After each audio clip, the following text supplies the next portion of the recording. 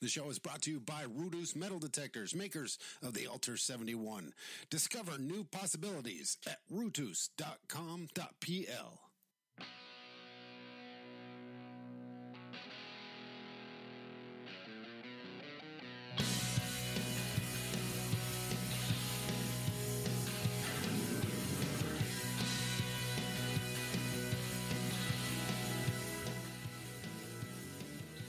Haha! Guess you guys didn't expect to hear my voice anytime soon. Been a lot going on. It's been one hell of a 2019 so far. It has really taken a hold of everything in my life. It's been a really tough time. I had to deal with my father-in-law getting extremely sick. He got diagnosed with terminal cancer in April. And he became bedridden a month later. And July, my father ended up going into the hospital. I flew all the way out to Seattle, Washington from Germany to be with him during that time and help nurse him back up. I did everything that I could to get him back, and he's doing extremely well. Sadly, shortly after I arrived back in Germany, my father-in-law passed away. And last week, we had a very touching funeral for him. So things are looking up. Finally got back out metal detecting today. Couldn't be happier about it. Oh my God, you guys have really given me the power and the strength to be able to pull through all this and really help me feel like I've been loved and really looked after from every single one of you. It's been really fantastic, the amount of support and love I get from you guys. Including, if you guys notice, we got a brand new song opening the show. This is called Babylon's Rising from a good buddy of mine in Germany, T.G. Copperfield. Brand new album called Crank It Up in Nashville. You guys got to check it out on iTunes. It's a great album. It really rocks. I love this band. T.G. Copperfield is fantastic and a great buddy. I know he's listening in right now as well. So this is a kind of a new setup for the show. There's going to be some really fun stuff going on this week. There's going to be some news and kind of some dialogue from me. I'm going to kind of give editorial, I guess you could say, and kind of just have a little bit of fun with you guys. So I hope you guys are ready. Let's sit back, relax, and I'll be starting the show in just a second.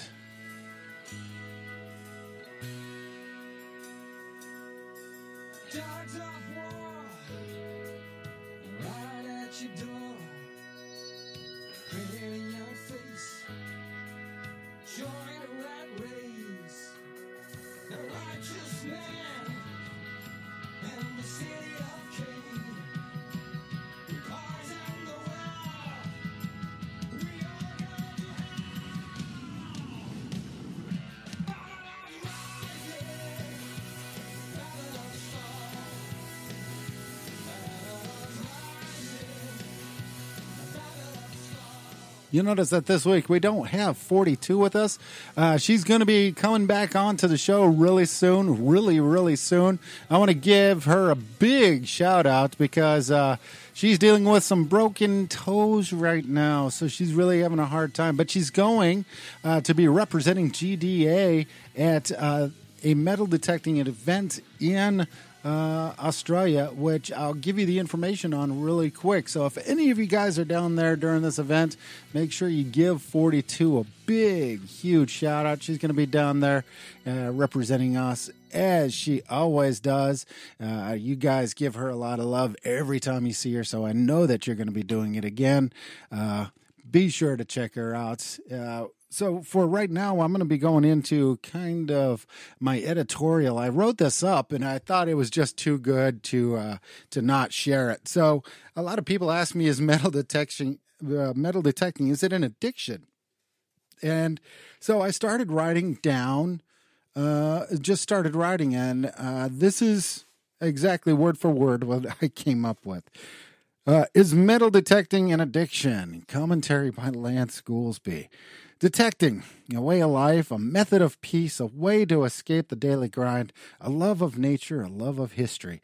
These are just a few of our reasons we metal detect, from Australia to America, Mexico to Morocco, Germany to Gibraltar, France to Fiji, China to Columbus, Georgia. We love finding relics of the past, from yesterday to prehistory. We have found it all.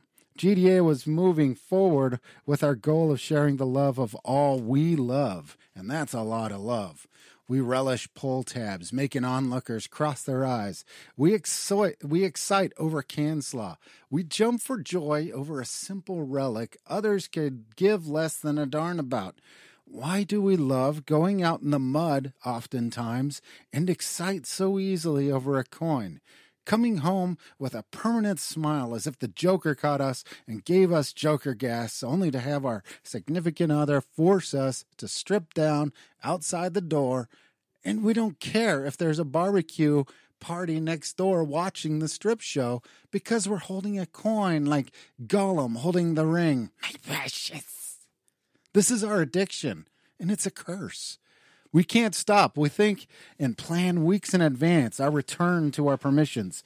We throw money into the hobby like crazy. Take me, for example. I'm recording this right now over more than $1,000 worth of equipment just to give you guys a free podcast. Is that a sickness? I have over $3,000 in metal detectors. I got an Expedeus, Tesaurus Ebola, a Rudis Alter 71. And why? Why do I need 3? I only have 2 hands, but only ever use 1. Then there's the clothes, the patches, the hats, pinpointers, video cameras, computers, and more. All that just to show others how much I love the hobby and bring more people into it. So is it a curse? Nah, it's a bug. Damn right it's a bug that bit us. There are thousands who have tried the hobby and quit. But us, you, listening to me talking about this, you went out of your way to find this podcast and are listening this long, longer than most would. And why? Because if you're not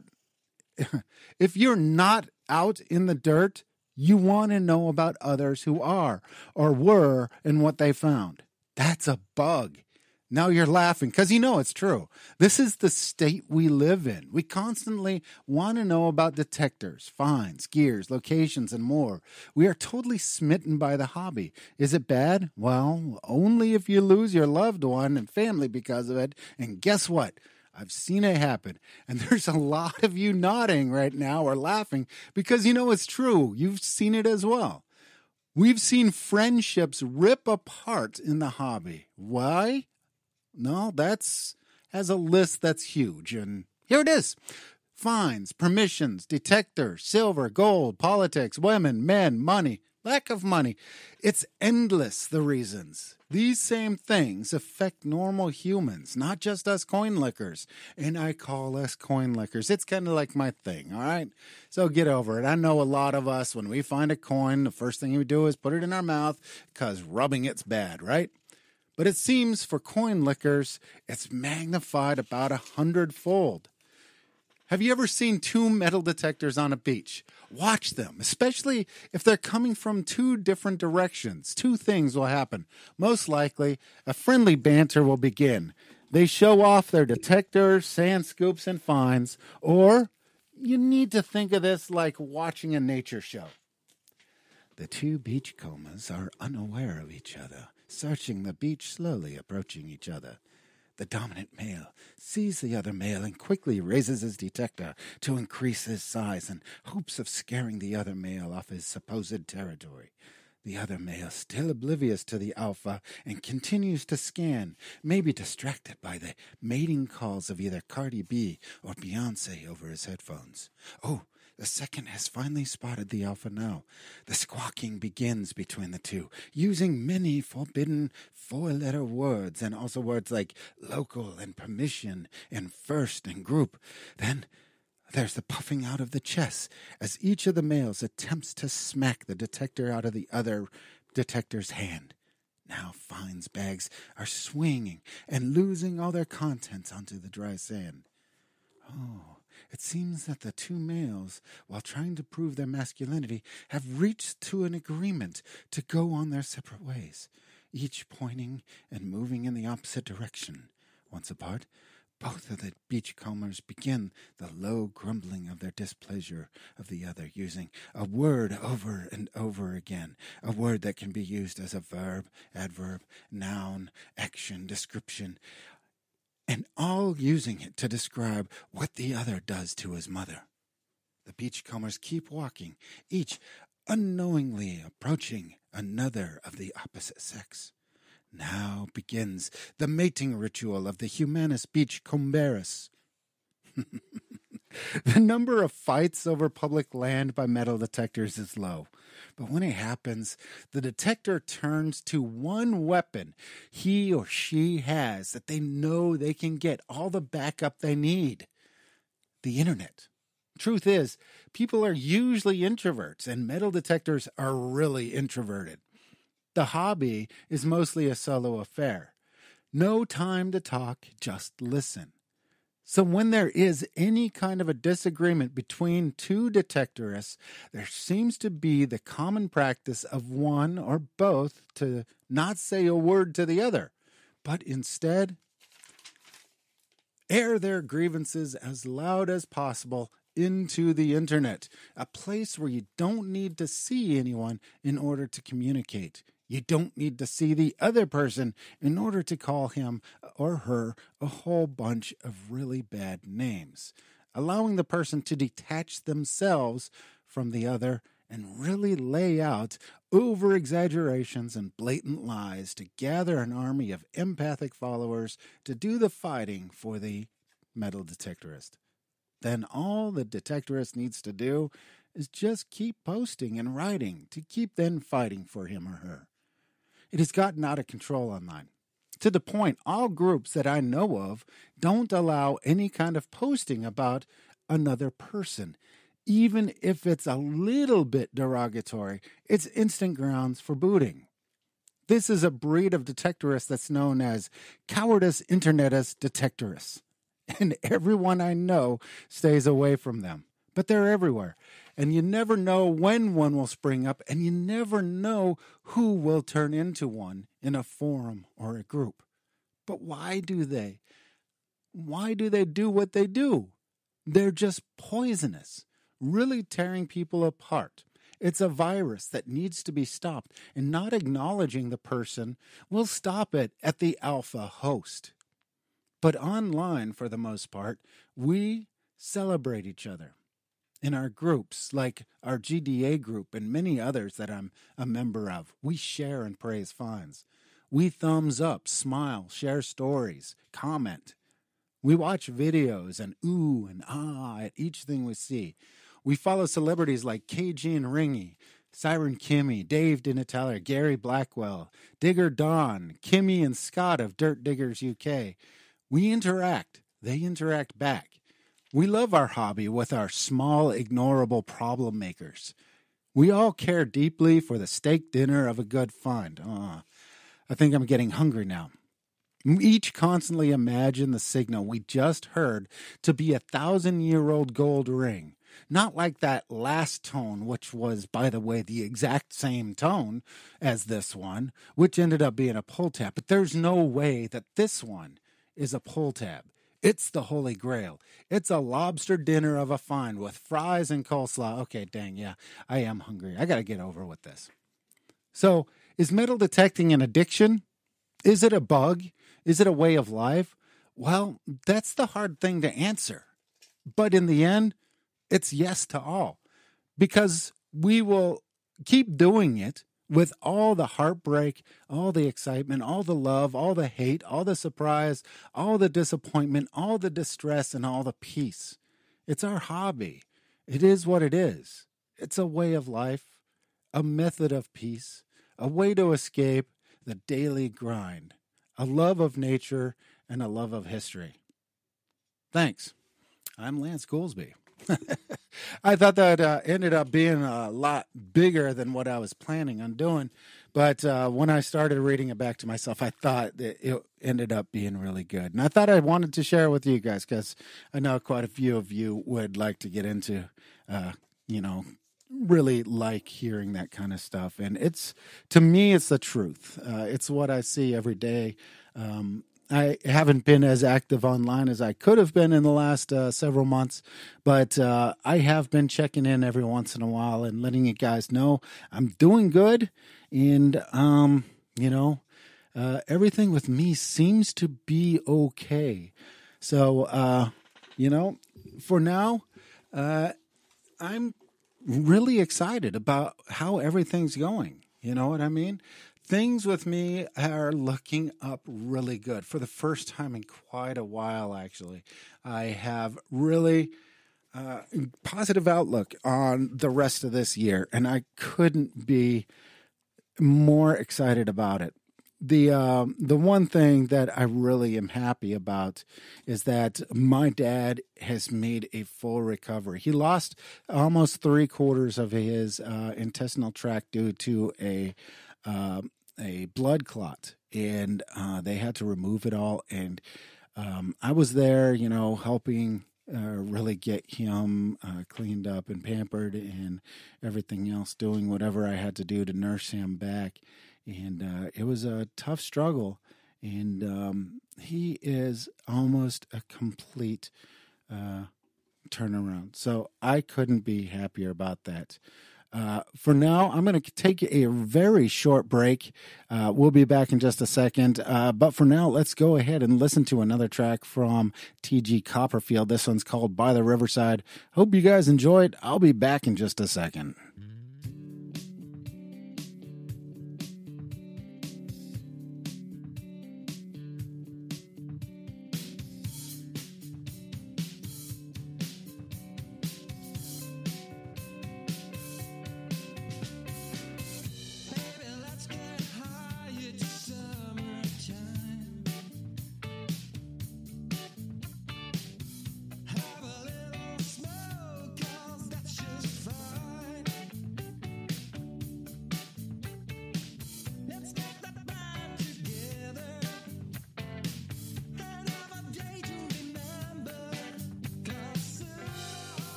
Okay. Make sure you guys check it out. Crank It Up Nashville.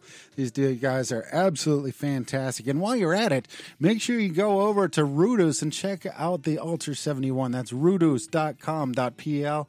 Make sure you head on over there. Check it out. Tell them Lance sent you. Just send them a quick note. Just tell them Lance sent you. If you join any of the Rudus groups online, just tell them Lance from GDA sent you.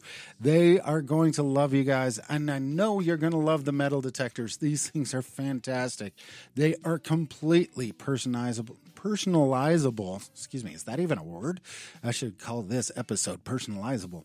But anyway, it is completely, you can personalize it to yourself. If you want a certain tone for a certain type of metal, you can completely do that with this. This thing is fantastic. It's got 71 frequencies. It is just unbelievable.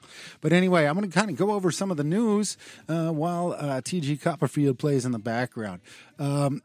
This one... The funny thing is, I didn't actually put down the where I got the information from this. But anyway, a gold ring was unearthed near Loch Lomond, which could end up fetching 10,000 pounds. This is from BBC News. This is from 17 July this year. So BBC News said, a 17th century gold ring was discovered by a metal detectorist near Loch Lomond, and it could fetch about 10,000 pounds in auction, which end up, for you Americans out there, could be approximately $1 million. No, I'm just kidding. It's about $15,000. So Michelle Val from Blackpool made the discovery when she searched the shore at Duck Bay, which, by the way, Duck Bay is much better than Goose Crap Sound. But anyway, she found it near Duck Bay in Balloch in West Dunbartonshire. Dunbartonshire in January. Boy. But she had taken up the hobby just 2 years ago to deal with panic attacks that left her confined to her home. That kind of reminds me of me because I took mine up because of PTSD from my time in the war. So, Michelle, I completely understand what you're doing on this.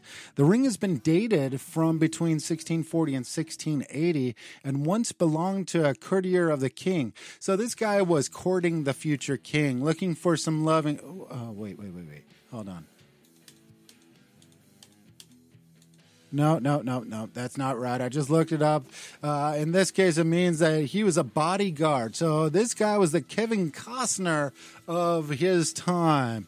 That's what a courtier is. They had multiple jobs and worked with the hierarchy of the monarchy, and in this case, this guy ended up being a bodyguard. You'll find out about that in a little bit. The courtier from Suffolk worked for James II of England, James VII of Scotland, who lived for a while in Edinburgh before he took the throne. Mrs. Val literally struck gold when she found the jewelry, which was engraved with a family crest and was probably used to stamp wax seals. So we know, people, we know about this. We've got people that find these kind of things all the time. She declared the ring as a treasure to the National Museum of Scotland, but last month she learned the museum did not want to buy it, so they gave it back. Ms. Val said, uncovering the ring was an unforeseen event as myself and my husband were detecting on a field with no particular history of finds in the area. We were enjoying the peace and relaxation of our wonderful hobby, finding the usual ring pulls, tractor pieces, and miscellaneous metal objects.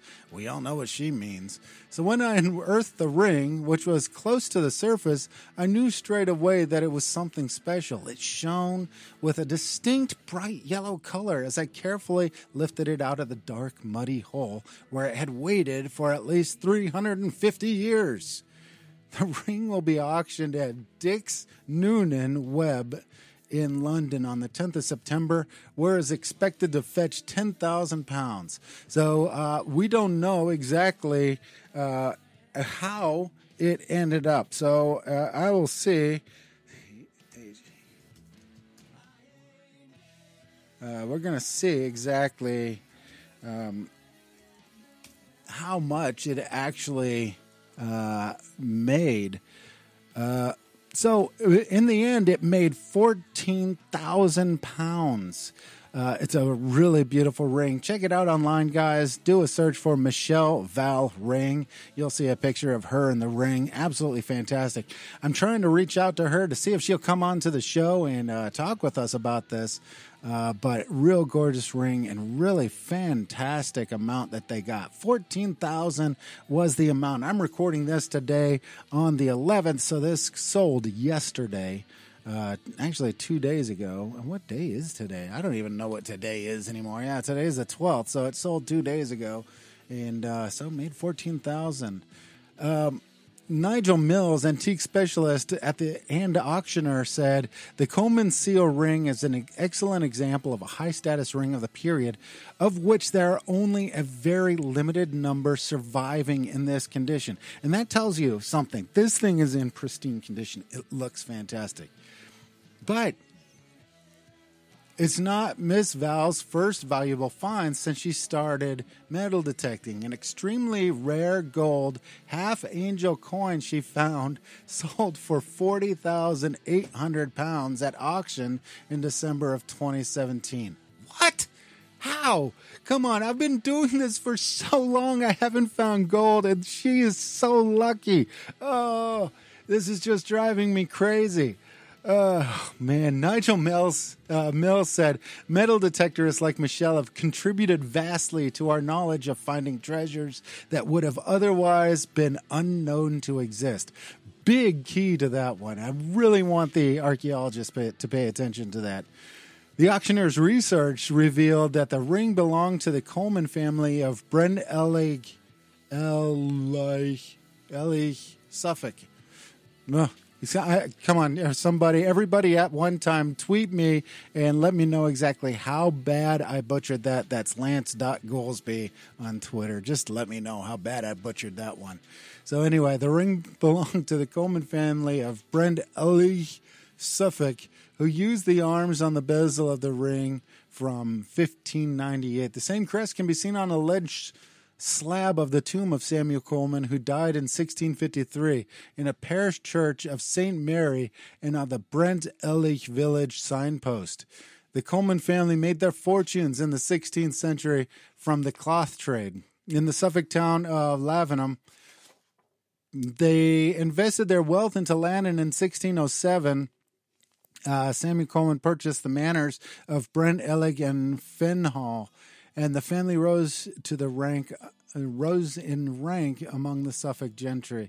Samuel's second son, Thomas, was a devout clergyman in the Protestant faith in the village of Brent Elig. However, Thomas's only son, Edward, became a convert to Catholicism and has a reputation as an effective preacher of his new faith, gaining a number of converts. In 1661, Edward established himself at court, being sworn in as gentleman pensioner, acting as a bodyguard to the king. By 1673, Edward had been appointed secretary to fellow Catholic Mary of Modena, the wife of James, Duke of York, the younger brother and her presumptive to be Protestant King Charles II. During the end of the 1670s, James and Mary had been living in Edinburgh, and in 1680, the king made James commissioner for Scotland. But Edward Coleman worked for the Duke of York, but was embroiled in an alleged plot to assassinate the king. He was found guilty of treason, and in November 1678 was hung, drawn, and quarters. Whoops, that was a bad time to try that. So for Michelle, it's been a great 2 years in the hobby with 50,000 plus pounds worth of treasure. I wish her continued luck and finds out on the fields. But, this guy, Edward Coleman, is just like your typical rebel back in those times. Forget you, Pops. I'm going to convert to Catholicism. The Times version of joining the Crips or the Bloods. Look at my forehead all colored up with the Catholic colors. Word of God. And all that. Anyway, yeah, so really, really huge congratulations to Michelle Val. You really nailed it on that one. Really, really good finds. Really amazing. And you've been having a really good couple years. My hat off to you, my lady. So this is a really fun story. Now I'll close the show with this one. Hope you're enjoying T.G. Copperfield in the background. So anyway, metal detectorist finds 10,000-pound gold ring in a garage 40 years after discarding it as worthless. This was printed in the Telegraph on the 23rd of August. A metal detectorist who discarded a gold ring in his garage 40 years ago, after a museum told him it was worthless, has discovered its real value is 10,000 pounds. Tom Clark, 81, dug up the buried treasure while scanning an area of farmland near Aylesbury in Buckinghamshire in 1979, but put it inside a metal tin and forgot about it. But the retired leather craftsman came across the rare seal ring 8 years ago while sorting through items from his mother's house after she passed away. He got the item valued and was astonished to discover that it was actually a 670-year-old medieval artifact dating back to 1350. What the hell, people? This is the second seal ring that we've got. This one is really a true story. So let me get ready to dig in on this one. Ready? All right. It's due to be auctioned off in Derbyshire on Tuesday, August 27th, and is expected to sell for between 8,500 and 10,000 pounds. We'll figure out exactly what this went for. Let me take a look on this.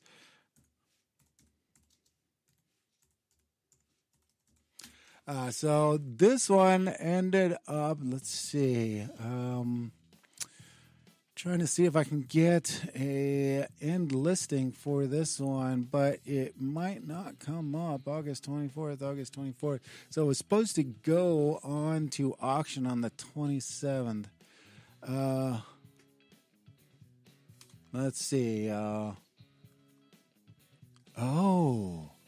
Check this out. So it ended up failing to sell at auction. That's too bad. Sorry to hear about that, Tom. Oh, man. Good looking gentleman there. I see him there with his shovel, with his spade, and his. I'm trying to see what kind of metal detector he's got there. It might be a Nokta. So not entirely sure. But it ended up, it was expected to fetch $10,000, but it did not meet its reserve, sadly enough. The turn of events, back to the story, the turn of events is similar to the plot of the BBC sitcom Only Fools and Horses. So you guys from England, if you know the show, chime in, let me know exactly what's going on. Leave some comments on Facebook about it. When brothers Dale and Rodney come across a watch in their garage, which is then auctioned off for millions of pounds, Mr. Clark said, I had completely forgotten about it. At the time, I'd only been metal detecting for 10 years and didn't realize the ring was anything special. It was all twisted and broken when I dug it up. He took the rare ring along with some others to a museum to have them valued at the time, but was told they were all fairly modern. So I put them in a tin and left them in the garage at my mom's house, he said.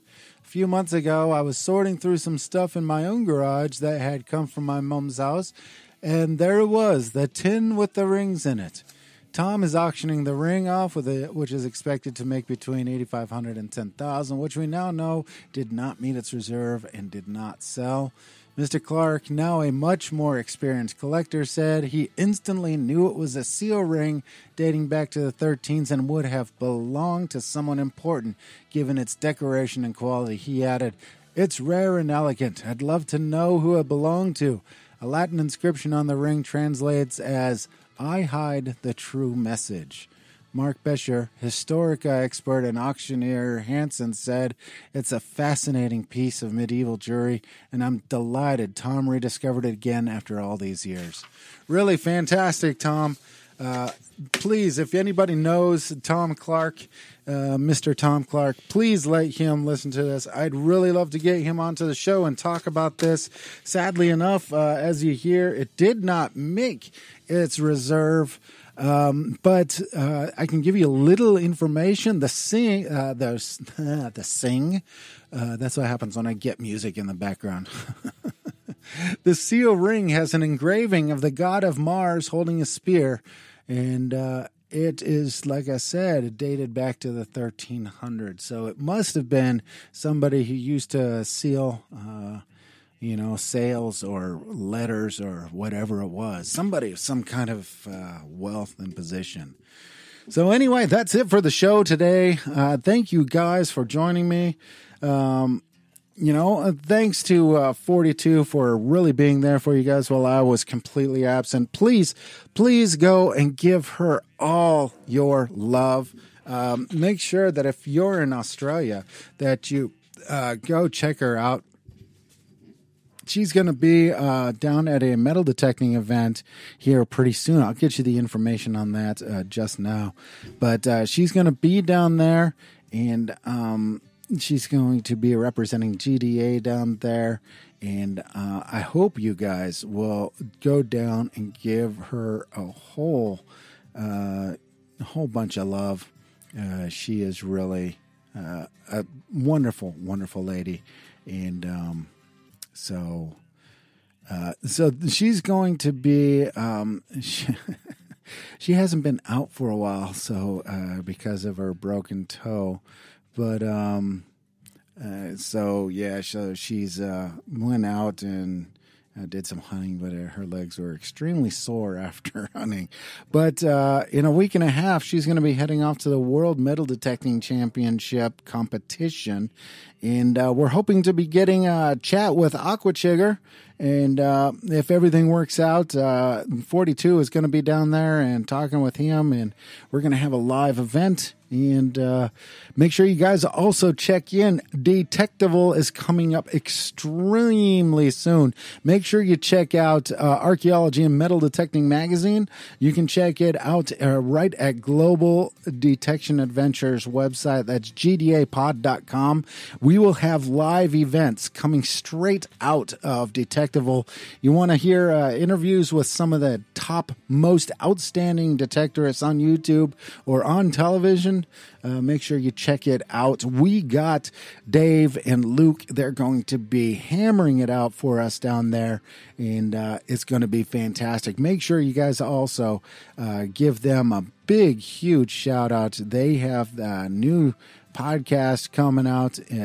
It's pretty new, but it's really fantastic. It's called The Big Metal Detecting Podcast. Make sure you check it out. Go to iTunes or wherever you get your podcasts and look for The Big Metal Detecting Podcast. These guys are absolutely fantastic. Dave and Luke, I love them. They do their own stuff. They work for GDA. They work for their own things. These guys are got their feet in so many fires. You wouldn't even believe it. I love these guys. And Luke produces this show, just so you know, so he really helps me out as well. So make sure you give them a lot of love at the Big Metal Detecting Podcast. Make sure if you're anywhere in Australia and you're going to be heading down to the, what is it called again?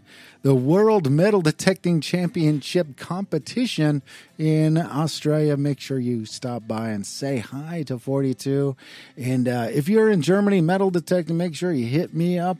Let's go hunt together. Let's do some stuff. Get a video.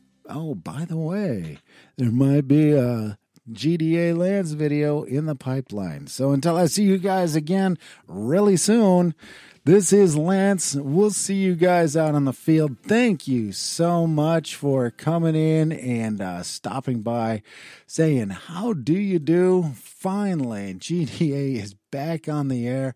I couldn't be happier. And you know this song. This is the song that takes us out of the show. Love every single one of you. We'll see you guys out on the field. Let's dig it up, y'all.